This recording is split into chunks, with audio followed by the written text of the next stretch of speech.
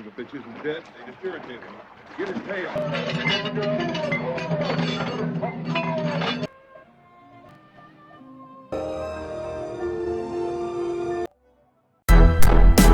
Halo guys, jumpa lagi di Stop Spot Cinema. Di video kali ini saya akan menceritakan alur lengkap film Papillon 1973. Film ini ada versi 2017-nya ya guys. Walaupun intinya sama, namun ada sedikit perbedaan alur ceritanya.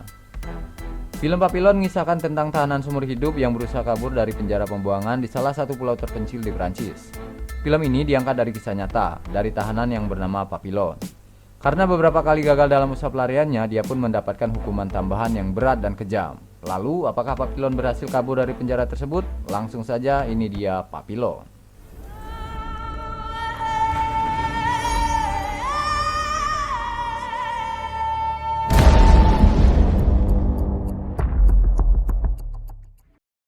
Di awal film terlihat ratusan tahanan sedang menerima pidato pelepasan tahanan ke pulau pembuangan di Prancis. Mereka diberitahu bahwa bagi mereka yang masa hukumannya 8 tahun ke atas tidak akan dibebaskan setelah masa tahanan mereka selesai, melainkan akan menjadi tahanan di Pulau Guyana sebagai buruh dan koloni yang lamanya sama dengan masa tahanan mereka di awal. Singkat cerita, para tahanan ini digiring menuju kapal yang akan memberangkatkan mereka ke Pulau Guyana. Sepanjang perjalanan menuju ke kapal, mereka menjadi tontonan masyarakat dan kerabat mereka yang hadir.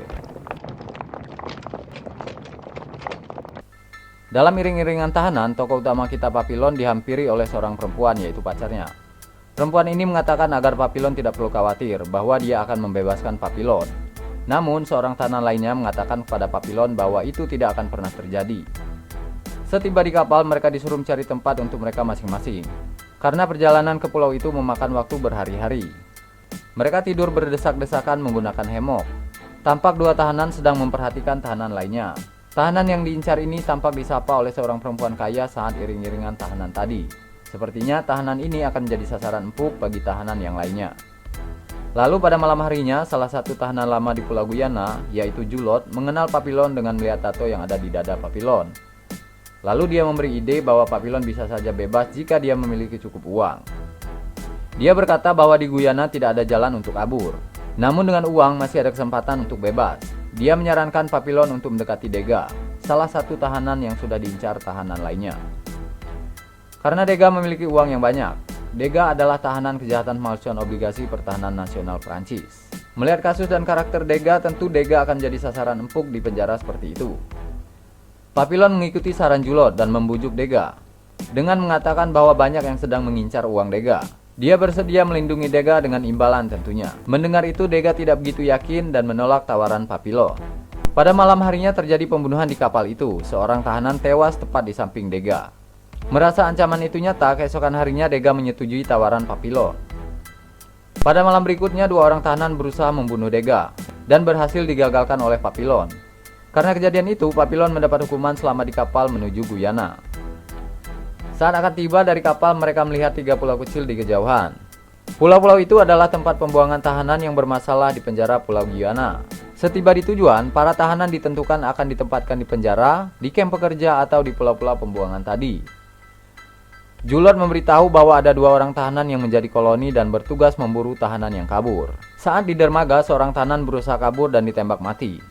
Julot yang memiliki rencana untuk melarikan diri, membuat sandiwara terjatuh dari tangga saat turun dari kapal agar tidak dikirim ke pulau atau menjadi pekerja. Dia berhasil, lalu dia dirawat di rumah sakit.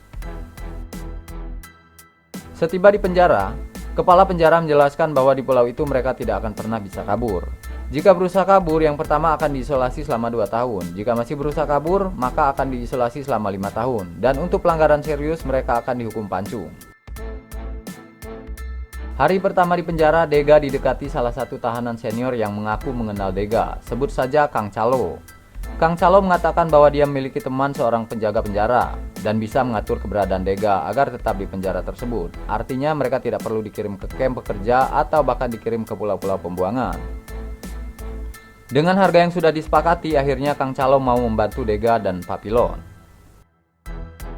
Keesokan harinya mereka menyaksikan seorang tahanan dihukum mati.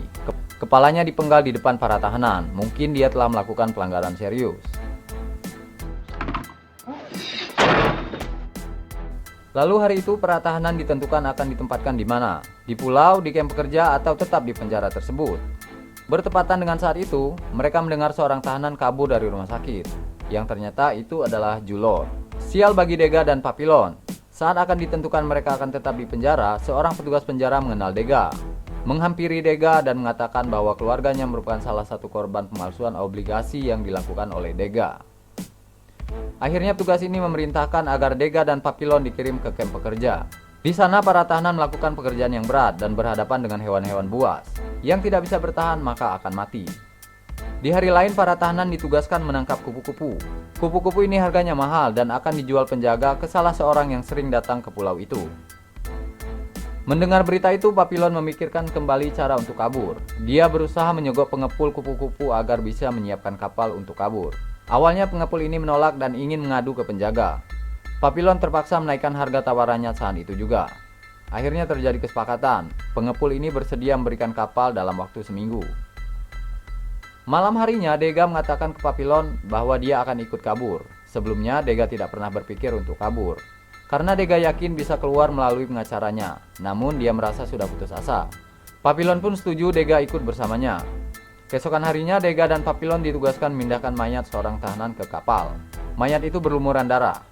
Papillon dan Dega kaget karena itu adalah mayat Julot. Lehernya digorok, ususnya terburai dari perutnya. Melihat kondisi mayat Julot, Dega muntah-muntah dan menjauh. Melihat Dega seperti itu, seorang penjaga menghajar Dega. Papillon berusaha menghentikan penjaga itu. Terjadi perkelahian.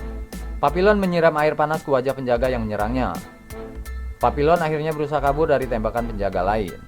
Papillon kabur menuju tempat kapal yang dijanjikan oleh pengepul kupu-kupu.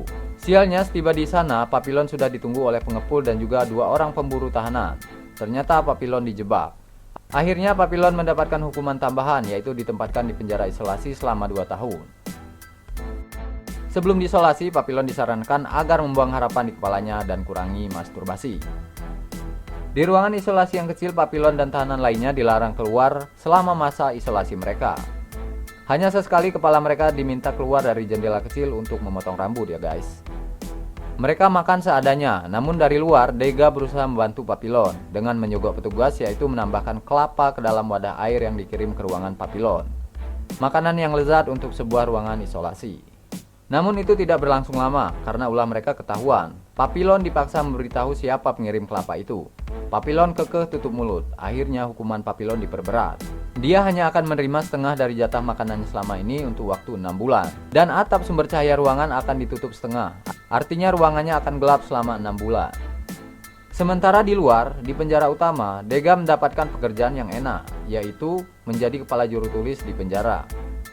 Di ruangan isolasi, Papillon hampir tidak bisa bertahan. Papillon sakit, berhalusinasi, makan serangga. Papillon sekarat dan hampir memberitahu siapa yang mengirim kelapa kepadanya. Tapi itu nggak jadi dilakuin ya guys. Lalu masa isolasi pun berakhir. Papillon dirawat di rumah sakit penjara. Hari pertama bebas, Dega sangat sedih melihat keadaan temannya. Selama dirawat, Papillon mendapatkan kiriman makanan dari Dega. Di ruangan perawatan ini, Papillon masih merencanakan untuk kabur dari penjara itu. Namun Dega merencanakan sesuatu yang terdengar lebih baik, yaitu menyuap saksi yang memberatkan hukuman Papillon dengan uangnya, agar merubah kesaksiannya. Mungkin dalam waktu 3 tahun Papillon akan bebas. Namun Papillon menolak karena menunggu 3 tahun terlalu lama baginya. Papillon meminta kapal kepada Dega. Dega menyanggupi permintaan Papillon. Malam harinya di ruangan perawatan Papillon, ada seorang tahanan yang bertugas melakukan aksi cabul. Doi menggrepe-grepe tahanan yang ada di ruangan perawatan itu. Mungkin ingin adu pedang. Kita kasih saja namanya Kang Cabul. Perbuatan Kang Cabul itu diizinkan oleh penjaga dengan imbalan tentunya. Melihat itu, Papillon berpikir untuk memanfaatkan situasi tersebut. Keesokan harinya, teman mereka di kamp pekerja yaitu Clusiot datang ke ruangan perawatan di mana Papillon dirawat. Doi datang sebagai pasien ya guys. Doi dengan sengaja ngelukain matanya sendiri agar dirawat bersama Papillon. Alasannya mau ikut Papillon kabur dari penjara. Karena Doi udah tahu rencana Dega, yaitu membeli kapal ke seorang dokter yang juga seorang tahanan di penjara itu. Papillon membujuk agar tahanan yang bertugas sebagai perawat yang digrepe-grepe Kang Cabul malam itu mau diajak kerjasama. Namun tahanan itu menolak. Malam berikutnya, meski sempat menolak rencana Papillon, akhirnya tahanan perawat itu mau bekerja sama dengan Papillon. Dengan syarat dia ikut bersama Papillon. Walau sempat menolak, akhirnya Papillon tidak punya pilihan lain dan setuju mengajak perawat itu kabur bersamanya. Siangnya, Dega memberitahu bagaimana rencana kabur yang telah disusunnya. Papillon kembali mengajak Dega untuk ikut bersama mereka. Dega menolak karena merasa masih punya harapan bebas sama seperti keyakinannya dulu. Lalu pada malam harinya ada pertunjukan di penjara. Dalam rencananya, Dega akan membuat sibuk para penjaga. Papillon dan dua temannya menjalankan aksinya. Penjaga pintu dan Kang Cabul tadi dilumpuhkan, namun mereka ketahuan. Terjadi perkelahian antara teman-teman Papillon dan penjaga. Clusio tumbang. Dega pun terlibat dalam perkelahian dengan penjaga demi menyelamatkan Papillon dari tembakan. Akhirnya, mau nggak mau, Dega ikut dalam pelarian itu. Kaki Dega patah waktu loncat dari pagar. Singkat cerita, mereka berhasil lolos dari kejaran. Mereka diantar pengepul yang pernah menipu Papillon. Lalu akhirnya sampai ke lokasi kapal yang dijanjikan. Tapi tukang kepul itu menipu lagi ya guys. Kapalnya busuk, rusak, jebol. Sepertinya itu sudah menjadi bisnis Kang Kepul dan bekerja sama dengan penjara itu ya guys. Di tengah-tengah kebingungan mereka, lalu ada manusia bertopeng menghampiri mereka. Sepertinya orang ini adalah orang suruhan dokter di penjara tempat Dega membeli kapal. Di lokasi itu ternyata pemburu tahanan sudah menunggu untuk menangkap Papillon lagi, tapi dibunuh oleh manusia bertopeng ini terlebih dahulu sebelum Papillon CS datang. Lalu Papillon dan teman-temannya membuat rakit dari bambu untuk menuju lokasi kapal. Di lokasi tempat mereka mengambil kapal ada pemukiman yang dihuni oleh penderita penyakit lepra kering, sejenis penyakit yang menular. Mereka ini adalah perampok. Pekerjaan mereka mencuri kapal di pulau-pulau di wilayah itu dan membunuh jika ada orang asing yang datang ke lokasi mereka. Karena Papillon sudah memiliki kesepakatan, Dega dan kawan-kawan tidak dibunuh. Akhirnya mereka dikasih kapal besar lengkap dengan logistik, dan Papillon juga dikasih uang pada waktu mau berangkat. Mereka akan menuju Pulau Honduras. Perjalanan memakan waktu sekitar 4 minggu. Singkat cerita, mereka tiba di Pulau Honduras. Di pantai mereka bertemu polisi yang lagi bawa tahanan. Sepertinya tahanan yang kabur dari penjara juga, sama seperti Papillon CS, tapi dari penjara yang berbeda. Polisi ini berbicara dengan bahasa yang tidak dimengerti oleh Papillon CS. Lalu tiba-tiba menembak ke arah Papillon dan teman-temannya. Papillon melawan, satu polisi kena kapak yang dilempar oleh Papillon. Lalu mereka kabur, teman Papillon ditembak, Dega yang kakinya patah ditinggal. Tahanan yang dibawa polisi di pantai tadi ikut melarikan diri dan menolong Papillon untuk kabur. Polisi di pulau itu memburu Papillon dengan melibatkan suku primitif di sana. Dalam kejar-kejaran, tahanan polisi tadi mati kena ranjau. Papillon pun kena tembak tulup suku primitif tadi, akhirnya terjatuh ke sungai. Papillon terdampar dan diselamatkan oleh suku primitif. Papillon di sana berminggu-minggu dan sempat menyangkul sawah bunga desa di sana. Setelah lama di sana, karena memang niatnya mau pulang ke rumah, Papillon akhirnya kabur dari desa itu. Papillon kabur membawa mutiara milik suku primitif tadi. Papillon kabur naik angkutan umum di desa itu. Dalam perjalanan ada pos pemeriksaan. Kebetulan ada biarawati yang sedang meminta sumbangan saat mobil tumpangan Papillon diperiksa. Papillon yang membawa mutiara memberi mutiaranya satu ke biarawati tadi, lalu naik ke delman milik biarawati.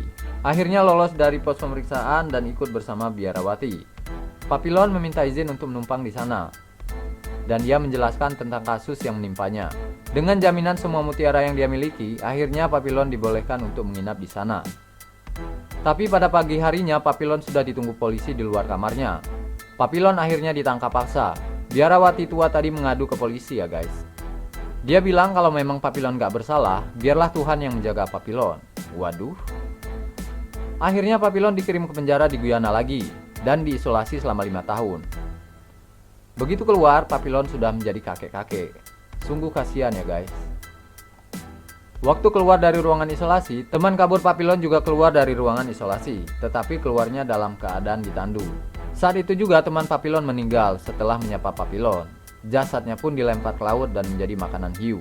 Papillon tua akhirnya dibuang ke Pulau Setan, pulau di mana para tahanan akan menghabiskan sisa tahanan dan sisa hidupnya. Rata-rata penghuni Pulau Setan jadi gila. Tua, gila tanpa siapa-siapa. Sedih ya guys. Dan ternyata Dega sudah terlebih dahulu dibuang ke sana. Dega juga sudah setengah gila.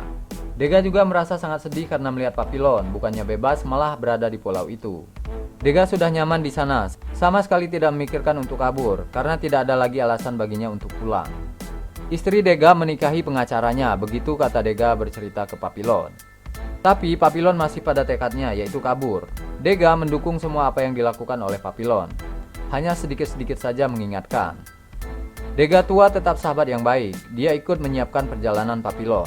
Papillon dan Dega membuat pelampung dari kelapa tua yang dimasukkan ke dalam karung. Tiba saatnya berangkat, Dega mengkhawatirkan keselamatan sahabatnya itu dan mencegah Papillon untuk pergi. Namun Papillon tetap harus pergi. Papillon berpamitan. Dia memeluk Dega, sahabatnya yang akan dia tinggalkan sendirian di pulau setan yang gersang itu. Akhirnya Papillon loncat bersama dengan pelampung kelapanya. Dega menatap sahabatnya itu dari kejauhan. Terlihat perasaan bercampur di wajahnya. Sedih kehilangan sahabat dan bahagia karena sahabatnya itu akhirnya bebas. Di masa-masa akhir hidupnya, Papillon hidup sebagai orang yang bebas. Oke guys, itulah alur cerita film Papillon versi 1973. Oke, kita jumpa lagi di alur cerita film-film berikutnya. Jangan lupa subscribe dan sampai jumpa.